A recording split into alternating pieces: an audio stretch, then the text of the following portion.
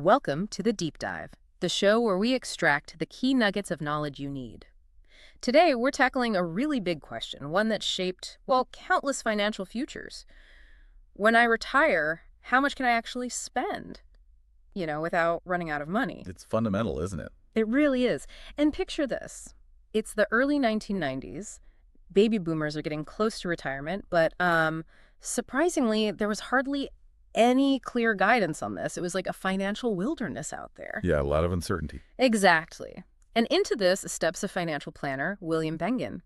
Instead of waiting, he dove in himself, armed with a spreadsheet, believe it or not, and a book of market data. Pretty old school, huh? Totally. But his personal quest led to this groundbreaking idea. Published it in the Journal of Financial Planning, October 94. And it's what we all now call the 4% withdrawal rule. And what's amazing really is how this one planner's methodical work, kind of digging through numbers, became the bedrock for retirement planning for, well, millions. Yeah. It offered something tangible, Yeah. a starting point where before there was just anxiety, really, a bit of a North Star for people. That's exactly it. And that's why this deep dive matters for you listening.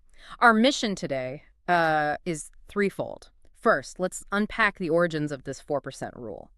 Then let's get really clear on how it actually works because, honestly, there are some big misunderstandings out It's there. definitely a common one. And finally, we'll explore how Bengen's thinking and the rule itself has kind of evolved, especially with things like inflation popping up again, all to help you navigate your own retirement planning better. So let's dive in. Let's do it. Okay, so, it's easy now to see the 4% rule is just like this established thing. But let's go back. Let's dig into that initial spark. What was really driving William Bengen? What was the problem he was trying to solve for his clients back then? Well, it really came down to something fundamental, didn't it? Security. His clients were asking this really practical question. How much can I spend? Exactly. Yeah. And he realized there just wasn't a good answer, not one based on, actual history. So his motivation was to find a safe retirement withdrawal rate, a number people could rely on, basically, to make sure their savings lasted. Right, something solid. Yeah, and he wasn't just pulling it out of thin air. He meticulously crunched the numbers, historical returns, stocks, bonds, going way back like to 1926. Wow, that's a lot of data. It is, and the aha moment, I think, came from simulating different withdrawal rates against every possible 30-year period in that data.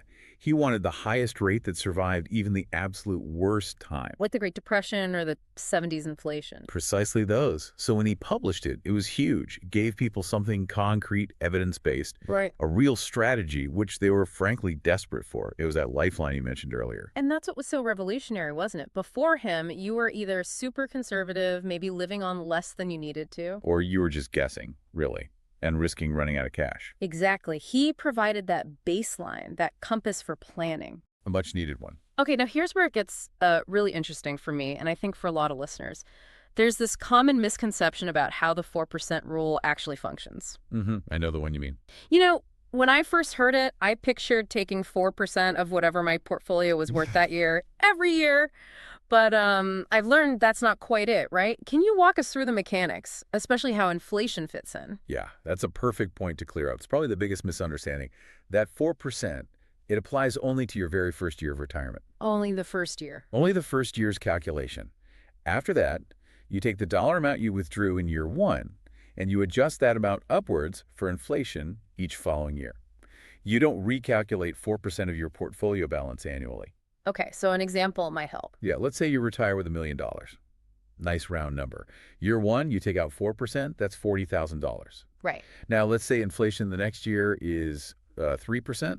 You don't look at your portfolio balance then. You take the $40,000 and increase it by 3%. So year two, you'd withdraw $41,200.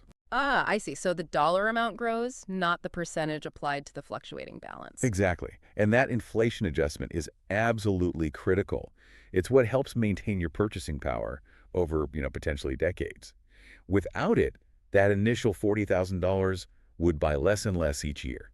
Like how Social Security benefits get that cost of living adjustment, the COLA. Precisely. It's the same principle trying to help you keep pace with rising costs over the long haul. That distinction is huge. So 4% of the initial portfolio then adjusts that dollar amount for inflation. That makes a massive difference over 20 or 30 years. And, Bengen himself apparently said there's so many ways you can do it. He talked about alternatives, He did. He acknowledged it's not the only way. You could theoretically take a fixed percentage of the current balance each year, though that means your income fluctuates with the market. which could be stressful. Very. Or a fixed dollar amount without inflation adjustments, which loses purchasing power. Or even, as you said, maybe take more early on and plan to cut back later if needed. So lots of options. Exactly. His statement really underscores that the 4% rule, well, it's a powerful starting point, a guideline. It's not meant to be this rigid, unbreakable law. It encourages you, the listener, to think personally. What are your needs, your health, your spending? It's a foundation to build your plan on. Right. A foundation built, though, during a time when inflation was relatively tame, low, and stable. That's a key point. But today feels different. And Bengen himself now calls inflation the greatest enemy of retirees. That's pretty stark language. What does that actually mean for people planning retirement now? It means inflation is this stealthy threat. It can just quietly eat away at your financial security if you're not watching it. The biggest danger is probably what financial planners call sequence of returns risk. Okay, sequence risk. Explain that a bit. It's when you get unlucky early in retirement, maybe a big market crash or a spike in inflation, right in those first, say, 5 to 10 years after you stop working. Right when you start drawing down money. Exactly. So your portfolio is taking hits from the market and you're pulling money out, and the amount you need to pull out might be increasing because of inflation. It can deplete your savings much faster than planned. Your money might just not last. Wow. So a bad start can really derail things. It really can. And we saw inflation's bite recently, didn't we? That huge Social Security CLA for 2023, 8.7%. Yeah, that was massive. It was. But for many retirees, talking to them, that extra money was pretty much just swallowed up by higher prices. Groceries, gas, utilities. So they didn't really feel richer. Not necessarily. It felt more like just trying to keep their head above water. That psychological side, feeling like you're losing ground even with adjustments, that's draining too. Puts it in perspective. And Bengen's advice on fighting inflation, it sounds pretty blunt.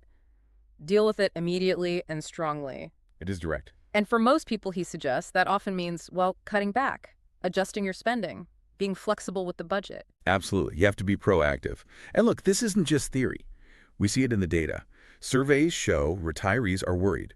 Nearly two-thirds, something like 63%, worry that things like tariffs or global issues will push inflation higher than their COLA adjustments can handle. So there's real anxiety there. Definitely. Yeah. And while the official inflation number, the CPI, was down to 2.7% year over year recently, which is way down from that scary 9% peak. That's good news, right?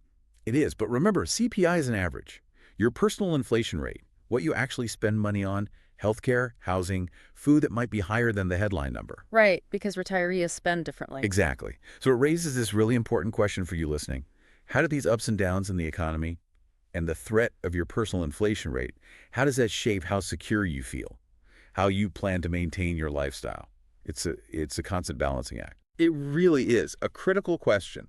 Now, while that original 4% rule gave us that starting point, Bacon didn't just, stop there. He kept researching, kept thinking.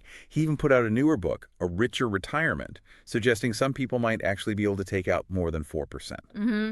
Supercharging the rule, as he puts it. Which sounds fantastic. Yeah. But I'm guessing it's not quite that simple. There are conditions, right? It's not just a free-for-all increase. No, definitely not. You have to remember the assumptions behind that original 1994 research, the one that gave us about 4.15% as the max safe rate back then. Okay, what were they? Well, first, he assumed the money was in a tax-advantaged account, like an IRA. So taxes weren't factored into the withdrawal rate itself. Second, a 30-year time horizon, ending with $0 left. So aiming to spend it all over 30 years. Exactly. Third, a pretty specific portfolio mix, 60% stocks, 40% bonds. And finally, annual rebalancing, selling winners, buying losers to get back to that 60-40 split each year. Those were the guardrails for that initial safe number. Got it. So those specific conditions produced the original guideline, but he's updated things since then with more data. He has, using data now spanning almost a century. And based on his latest work, he calculates what he calls the universal Safemax rate today at 4.7%. 4.7%. Okay, and what does universal Safemax mean exactly? He defines it as the historical maximum safe rate for all retirees, meaning that's the highest starting withdrawal rate plus inflation adjustments that would have allowed a 60/40 portfolio to survive through every single 30-year rolling period since 1926. Even the absolute worst ones we talked about. Even the absolute worst ones. It's designed for maximum historical safety to get you through anything the past has thrown at us. But here's where it gets really fascinating, and it shows the tension here. While 4.7% is that super safe universal number, Bengen's data also shows the average Safemax rate historically is much higher, around 7.1%. Wow, 7.1% on average versus 4.7% for universal safety. That's a huge difference. It is. And it highlights this core choice you face in planning. Are you aiming for the absolute maximum income your portfolio might generate, accepting more risk? Or do you prioritize that peace of mind from the most conservative rate, even if it means less income? So using 4.7% is like buying insurance against the worst case scenario? Kind of, but the premium is significant. Sticking to 4.7% means potentially giving up about 35% in annual withdrawals compared to that historical average.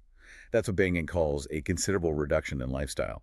It's a major trade-off for bulletproof historical safety. A trade-off everyone needs to think about personally. And crucially, this is all based on past data, right? No guarantees for the future. Absolute critical point. Past performance is not a guarantee. And another vital thing, if you want to leave money behind for heirs or charity, all these numbers change. You're not aiming for zero anymore, so your withdrawal rate needs to be lower, maybe much lower. Right, that changes the whole goal. So, okay, it's clearly not one size fits all. Began now really pushes people to look at a whole list of personal factors for their strategy. Can you walk us through some key ones? Why do they matter? Definitely. This is where the personalization comes in. Take the length of your planning horizon. Obvious, maybe. But if you retire at 60 planning for 35 years, you likely need a lower rate than someone retiring at 70 planning for 20 years. Makes sense. Longer time, more risk. Then there's taxable versus non-taxable accounts. Pulling from a traditional IRA means paying income tax so your net withdrawal is lower. You need to factor that in versus, say, a Roth. Right, the tax bite matters. Leaving money to heirs, as we just said, that fundamentally changes the goal. You need a lower rate, asset allocation, how much risk are you taking with stocks versus bonds. A more conservative portfolio might mean lower potential returns, thus supporting a lower safe withdrawal rate. Okay. What else? Even things like rebalancing frequency, how often you reset your mix, can have an impact. And the actual size of returns you experience, plus maybe even when you take withdrawals during the year. Each piece shapes your unique financial picture and your personal Safemax. That's a lot of moving parts, but it makes sense they'd all influence your safe spending level. So given all that complexity, how does Bengen suggest someone actually figure out their own number? Is there a practical way? Well, in his book, he provides detailed tables as a guide. It's not simple push-button math, but it gives you a framework. It requires you to estimate two key things going forward. Okay, what are they? First, your best guess at the average inflation rate you expect, especially in your early retirement years, because that directly impacts how much your withdrawals need to grow. Right, inflation again. And the second? The second is the expected Shiller-KP ratio around the time you retire. That's the cyclically adjusted price-to-earnings ratio. It smooths out earnings over 10 years, accounts for inflation, and gives a long-term view of market valuation. Why does market valuation matter so much for withdrawal rates? Because historically, a high KP ratio, meaning the market looks expensive relative to long-term earnings, often points towards lower average market returns over the next 10 or 20 years. So if returns are likely to be lower, you can't afford to withdraw as much. Exactly. Lower future returns mean you need to be more conservative with withdrawals to make your money last. So estimating these isn't just, an academic exercise. It's about making realistic projections for your retirement. That really clarifies the shift. We've gone from seeking the 4% rule to needing to find your personal Safemax. It's moved from a general guideline to needing a truly personalized roadmap. Precisely. Tailored to your situation. So wrapping this up, what does this all mean for you listening as you plan your own financial future? We've traced this journey, haven't we? From Bengen's original, really vital 4% rule, born in uncertain times, to the much more sophisticated, personalized approach needed today.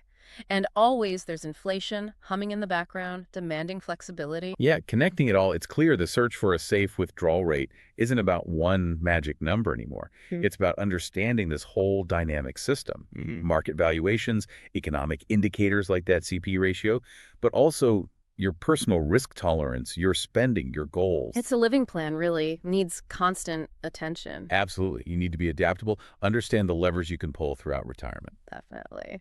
Which brings us to a final thought for you to chew on. Given Bengen's focus now on things like inflation and market valuation, the CPE ratio for setting your personal safe max, and remembering that the past doesn't guarantee the future, how much weight should you give current economic signs and your own changing life goals when adjusting what started as a pretty simple 4% rule? Think about those trade-offs, those choices.